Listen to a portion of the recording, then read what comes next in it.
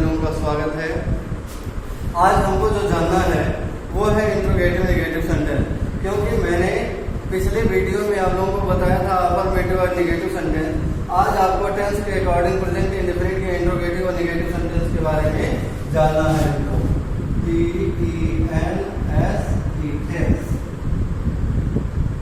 Tense tense काल या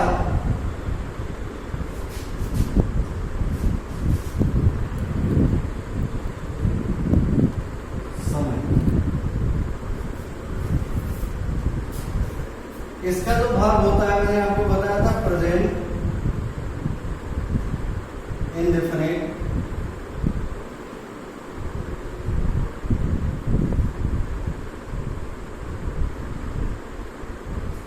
indefinite tense.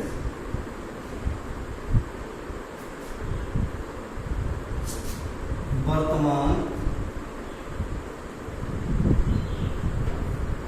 अनिश्चित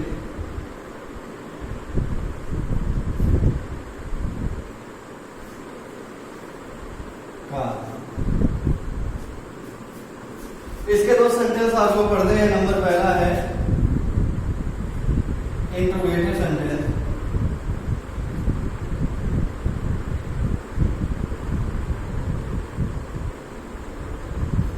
इंट्रोगेटिव सेंटेंस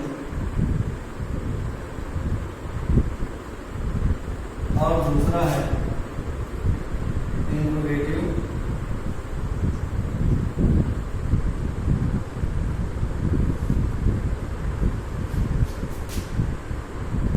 नेगेटिव सेंटेंस।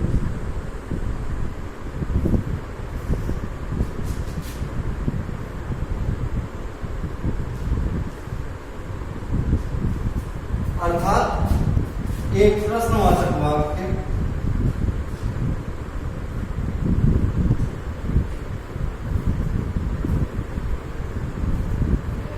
और दूसरा प्रश्नवाचक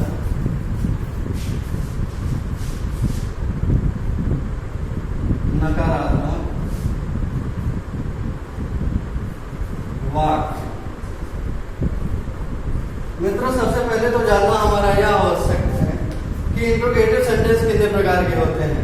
तो मैं आपको बता रहा हूं कि इंट्रोगेटिव सेंटेंस जो होते हैं वो दो प्रकार के होते हैं। कितने प्रकार के? दो प्रकार के। नंबर पहला होता है यस या नो टाइप्स क्वेश्चंस।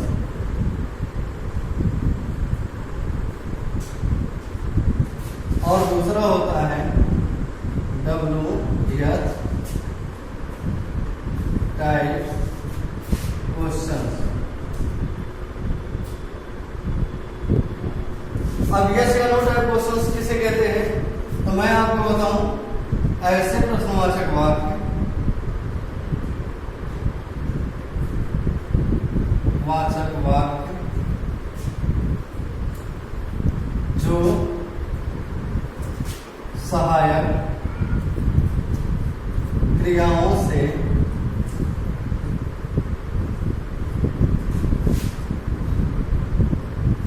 बनाए जाते हैं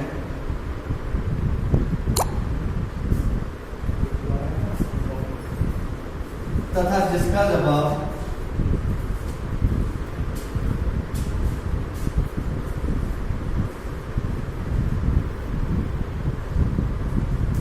हम हाँ या ना में दे देते हैं, उसे क्या कहते हैं? यस या नो टाइप क्वेश्चंस। दूसरा WH टाइप क्वेश्चंस। तो मित्रों, ऐसे प्रश्नवाचक वाक्य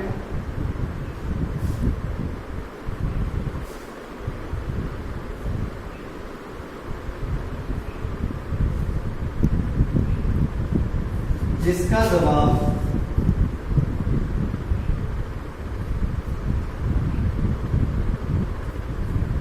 हम हाँ या ना में ना देकर परिभाषित करके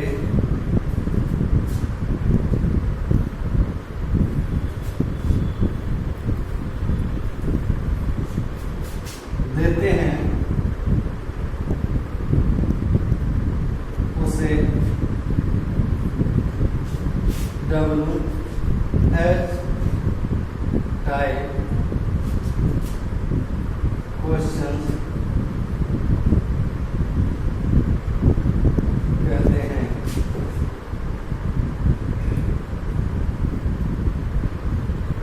दूसरी चीज आपको यही जाननी होगी कि प्रश्नवाचक वाक्य की सबसे बड़ी पहचान क्या होती है। तो मित्रों आपको मैं बता रहा हूँ, प्रश्नवाचक वाक्य के अंत में प्रश्नवाचक चिन्ह अर्थात mark of the question mark लगाया जाता है। सीधे जान लीजिए क्वेश्चन मार्क हम यूज करते हैं। तो क्वेश्चन मार्क जहां लगा होगा वो हमारा इंट्रोगेटिव या इंट्रोगेटिव नेगेटिव सेंटेंस होगा।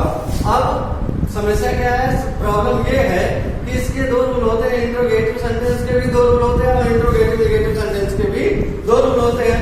क्योंकि आपको मैंने बताया इंट्रोगेटिव सेंटेंस या इंट्रोगेटिव नेगेटिव सेंटेंस ये दो प्रकार के होते हैं। नंबर पहला होता है यस या नो टाइप क्वेश्चन, नंबर दूसरा होता है WH टाइप क्वेश्चन। यस या नो टाइप क्वेश्चन किसे कहते हैं, ऐसे क्वेश्चन ऐसे प्रश्नवाचक वाक्य जिनका जवाब हम हाँ या ना में दे देते हैं उसे हम क्या कहते हैं, यस या नो टाइप क्वेश्चंस कहते हैं। और जिसका जवाब हम प्रश्नवाचक मतलब हाँ या ना में ना दे करके परिभाषित करके देते हैं उसे कहते हैं WH टाइप क्वेश्चन। इतना तो आपने जान लिया। अब इसके बाद आपको जानना होगा according to present indefinite interrogative sentence के जो रूल होते हैं वो मैं आपको बता रहा हूं। तो इंट्रोगेटिव सेंटेंस के दो रूल होते हैं। मैंने आपको बताया इंट्रोगेटिव सेंटेंस के बनने के भी दो तरीके होते हैं। इंट्रोगेटिव सेंटेंस के बनाने के दो तरीके होते हैं, इसके दो रूल होते हैं। नंबर पहला जो रूल होता है मैं आपको बता रहा हूं, पहला, जब वाक्य के पहले क्या शब्द आए। इससे पहले मैं आपको बता देना चाहता हूं कि मैंने जब टेंस पढ़ाया था तो प्रेजेंट इंडेफिनिट टेंस में मैंने तीन चीजें बताई थी। नंबर पहली चीज जो थी वो थी पहचान। प्रेजेंट इंडेफिनिट टेंस की पहचान होती है ता है, ती है और ते है, वाक्य के अंत में आते हैं। इसकी पहचान मैंने बता दिया था। अब दूसरी जो चीज है वो है क्या है, सहायक क्रिया, हेल्पिंग वर्ब। सहायक क्रिया, हेल्पिंग वर्ब। इसमें हेल्पिंग वर्ब में डू या डज का यूज किया जाता है। तीसरी जो सबसे मेन चीज है वो क्या है, मेन वर्ब या मेन वर्ब। मेन वर्ब में मैंने बताया था कि इसमें वर्ब का फर्स्ट फॉर्म यूज किया जाता है। इतना आपको जानना निश्चित है और ये अपने दिमाग में इसको कंसंट्रेट रखिए। अब वाक्य की जब पहले क्या शब्द आता है तो सबसे पहले इसका जो रूल होता है वो होता है डू या डज, उसके बाद सब्जेक्ट, उसके बाद वर्ब का फर्स्ट फॉर्म, उसके बाद ऑब्जेक्ट, उसके बाद कॉम्प्लीमेंट, उसके बाद प्रश्नवाचक चिन्ह। अब मित्रों इसकी सहायता से हम इंट्रोगेटिव सेंटेंस को बड़े आराम से बना सकते हैं। जैसे अब यहां ध्यान से देखिएगा, जब वाक्य पहले क्या शब्द है अर्थात सबसे पहले क्या हो गया, क्या मैं एक खेल खेलता हूं, प्रश्नवाचक चिन्ह। अब यहां देखिए कहते हैं, इसका मतलब ये प्रेजेंट इंडेफिनिट टेंस हो गया। और मैंने बताया था कि वाक्य के क्रिया के अंत में कहते हैं अर्थात ये वर्ब हो गया। अब वर्ब आपको मिल गया। अब इस वर्ब में कौन शब्द लगा दीजिए, कौन खेलता है, तो आपको सब्जेक्ट मिल जाएगा। सब्जेक्ट मैं खेलता हूं, यह आपका सब्जेक्ट। अब मैं क्या खेलता हूं, एक खेल, ये क्या हो गया आपका ऑप्शन। अब इन तीनों को रूल के अकॉर्डिंग रखना है। डू या डज में से सबसे पहले रखना है। तो मैंने सब्जेक्ट बताया था, सब्जेक्ट दो प्रकार के होते हैं, एक सिंगुलर नंबर सब्जेक्ट, दूसरा plural number subject. According to tense एक वचनकर्ता और बहुवचनकर्ता होते हैं। एक वचनकर्ता के साथ डज का यूज करते हैं, बहुवचनकर्ता के साथ डू का यूज करते हैं। यहाँ करता आई, आई का मतलब बहुवचन करता, तो सबसे पहले हम क्या लगाएंगे, डू लगा दिया। उसके बाद आई, दो आई। उसके बाद अब यहाँ डू या डन से एक हो गया, सब्जेक्ट हो गया, वर्ब का फर्स्ट फॉर्म लिखना है। वर्ब का फर्स्ट फॉर्म क्या है, खेलना, तो इसकी अंग्रेजी हो जाएगी PLA, एक खेल, ए गेम, प्रश्नवाचक चिन्ह लगा दीजिए। अब ये सेंटेंस आपका क्लियर हो गया। दूसरा जो इसका नियम है इंट्रोगेटिव सेंटेंस का, वो मैं बताता हूं, ध्यान रखिए ध्यान से। रूल नंबर 2, या जब वाक्य के बीच में प्रश्नवाचक शब्द है, शब्द आए, तो सबसे पहले क्या करते हैं, प्रश्नवाचक शब्द की अंग्रेजी, प्रश्नवाचक शब्द की अंग्रेजी। उसके बाद डू या डज, पुनः उसके बाद सब्जेक्ट, पुनः वर्ब का first form plus object plus complement plus प्रश्नवाचक चिन्ह। अब इसके सहायता से हम सेंटेंस बना सकते हैं, जैसे वह मेरे साथ क्या करती है। अब यहाँ आपको देखना है, देखिए यहाँ क्या आ गया, वाक्य के बीच में प्रश्नवाचक शब्द आ गया और यहाँ करती है, अर्थात ताती है, ये क्रिया मिल गई आपको। सबसे पहले आपको रखना क्या है, प्रश्नवाचक शब्द की अंग्रेजी, क्या की अंग्रेजी क्या होती है, WHAT, वाह। अब सहायक क्रिया में आपको रखना है डू या डज। मैंने आपको बताया था, करता एक वचन करता और बहुवचन करता, वह अर्थात सिंगुलर नंबर सब्जेक्ट सी है, तो इससे पहले हम क्या लगाएंगे, डज। उसके बाद सी, ठीक है ना, फिर उसके बाद डू विथ मी, प्रश्नवाचक चिन्ह लगा दीजिए। ये आपका इंट्रोगेटिव सेंटेंस क्लियर हो गया। इसके दो रूल मैंने बताए थे, जब वाक्य पहले क्या शब्द आया, और दूसरा रूल है जब वाक्य के बीच में प्रश्नवाचक शब्द आए। जब वाक्य पहले क्या शब्द आएगा तो डू या डज का यूज करेंगे, और जब वाक्य के बीच में प्रश्नवाचक शब्द आएगा तो सबसे पहले प्रश्नवाचक शब्द की अंग्रेजी रखेंगे। अब उसके बाद हम आते हैं इंट्रोगेटिव नेगेटिव सेंटेंस में। इंट्रोगेटिव नेगेटिव सेंटेंस के भी दो रूल होते हैं, मैं आपको बता रहा हूं, या ध्यानपूर्वक देखिए। और वीडियो को जब तक लास्ट तक नहीं देखेंगे तब तक आपको समझ में नहीं आएगा, इसलिए वीडियो को अंतिम तक देखिए, आपको पूरा का पूरा टेंस समझ में आ जाएगा। जब वाक्य के बीच में क्या शब्द आए, जब वाक्य पहले क्या शब्द आए तथा वाक्य नकारात्मक हो,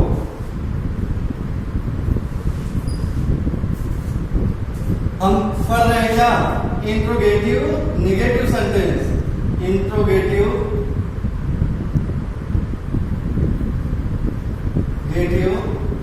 निगेटिव सेंटेंस, प्रश्नवाचक नकारात्मक वाक्य।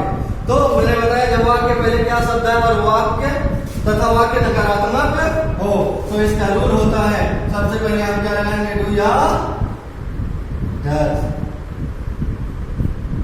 Plus subject plus A not कर देंगे। उसके बाद वर्ब का फर्स्ट फॉर्म लगाएंगे, उसके बाद ऑब्जेक्ट कॉम्प्लीमेंट प्लस प्रश्नवाचक चिन्ह। अब जैसे में देखिए आप, क्या राधा बाजार में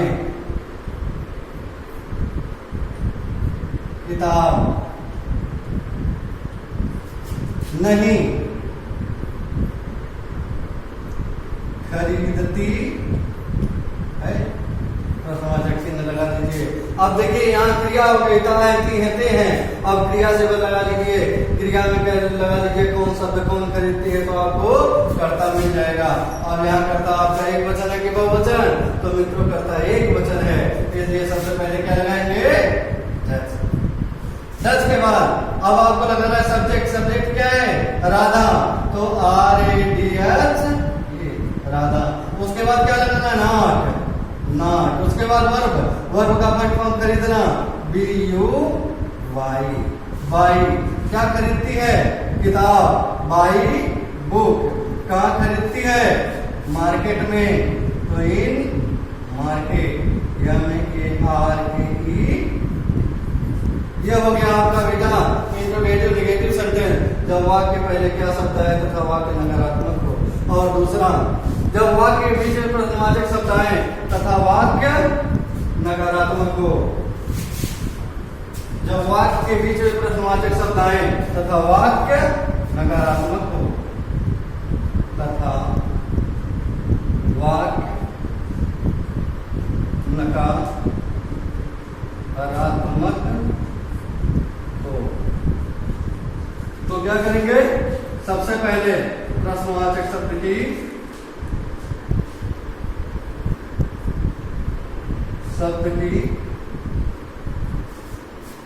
अंग्रेजी, उसके बाद डू या डर, उसके बाद सब्जेक्ट, उसके बाद नॉट, उसके बाद वर्ब का फर्स्ट फॉर्म, उसके बाद ऑब्जेक्ट, उसके बाद कॉम्प्लीमेंट, उसके बाद प्रश्नवाचक। अब मित्रों ये रूल हो गया दूसरा, जब वाक्य बीच में प्रश्नवाचक शब्द आए तथा वाक्य नकारात्मक हो। अब जैसे तुम मेरे साथ किताब क्यों नहीं